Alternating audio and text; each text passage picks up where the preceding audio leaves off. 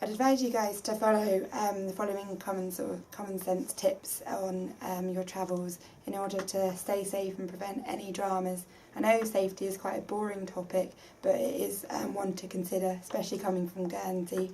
Over here I'm pretty guilty of leaving my car unlocked, leaving my bag in an unlocked locker, and leaving my bag on the bench while popping something in the bin. But when you're travelling, these are all no-nos. So to summarise, I've broken safety tips up to about 15 points. So I'm just going to give a rundown. For your reference point. So number one, I'd say research the area or areas you're going to. Rough Guides and Lonely Planets are a really good source, and it'd be quite good to have these on, say, your Kindle or your iPad, so they're sort of at hand. And I'd advise you to search the web as well of the countries and sort of the do's and don'ts of each country. Number two, I'd say separate your sources of money, whether it's cash or cards. So try not to have everything in one place. I'd also sort of avoid putting your wallet in your back pocket and advertising sort of the wealth you have.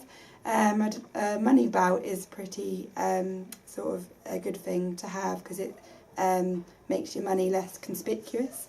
Number three, I'd say I'd copy and scan all your documents, your major documents like your visas, passports, travel itinerary, bank details, and I try and have an electronic copy of that so it's in your email, so it's always at hand, and also give hard copies to your parents or someone reliable, so if in time of need or desperation, all important information is in hand.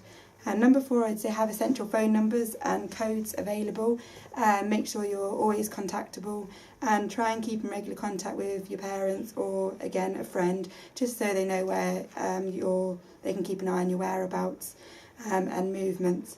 Number five, I'd say a must is to get travel insurance. If you don't, it can be pretty costly, particularly with regards to medical sort of cover. If you have an injury or something, hundreds to thousands of pounds, it can just escalate just for a minor injury. So definitely read the small print on the travel insurance as well. Number six, I'd say avoid wearing bling. Don't advertise your wealth, so all sparkly rings and jewellery and earrings, I'd say try and remove, because that's just an invitation for thieves.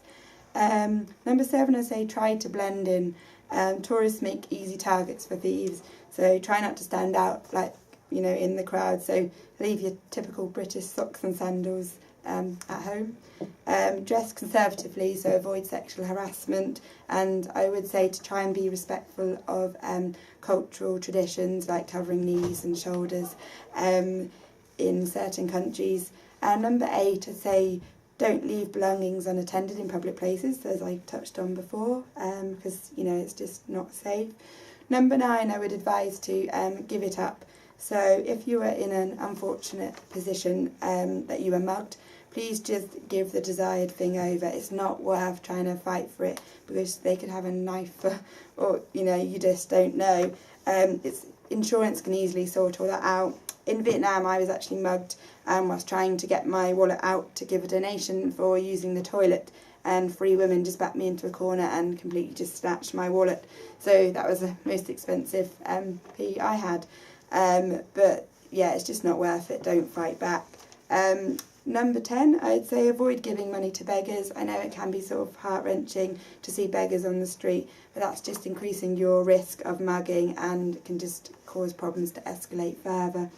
Number 11, I'd say get vaccinated. It's really important to do your research before you go. I'd give your practice nurse a ring and just tell her the countries you're visiting, and she'll be able to completely tell you what you need. I'd also advise to give this plenty of time, because a lot of jabs you need about 3 months in between certain boosters. So yeah, just get organised with regards to that.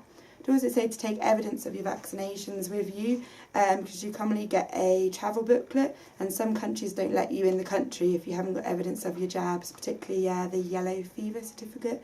So I'd always have that on you. If you're volunteering, a lot of the vaccinations are actually free, or they do get subsidised, so you just have to take a letter formalising that you are doing charity work, so that's pretty good.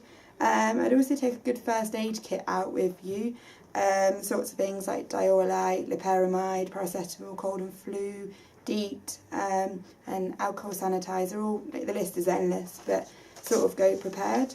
Number 12, I'd say drink alcohol in moderation. I know, you're young and we need to have a good time, especially sort of volunteering and on holiday, but it's not Guernsey, so you still need to have your wits about you. 13, taking illegal drugs is a big no-no. Yes, again, we're young, we want to experiment, but it's really not worth it in a foreign country. Foreign punishments are pretty brutal. So I'd avoid carrying drugs for other people or getting into any situations like that, because it can get messy. Number 14, I'd say avoid talking to strangers. Try not to tell strangers about your travel plans, because they might come across as friendly people, but you are travelling, you do look vulnerable, so just be on your guard. And lastly, number 15, I'd say always check the small print of anything. So like risky excursions such as bungee jumping or diving, just make sure it does look a legitimate company, and that they do look like they've got qualifications. And most importantly, I'd say have fun, and the world is your oyster.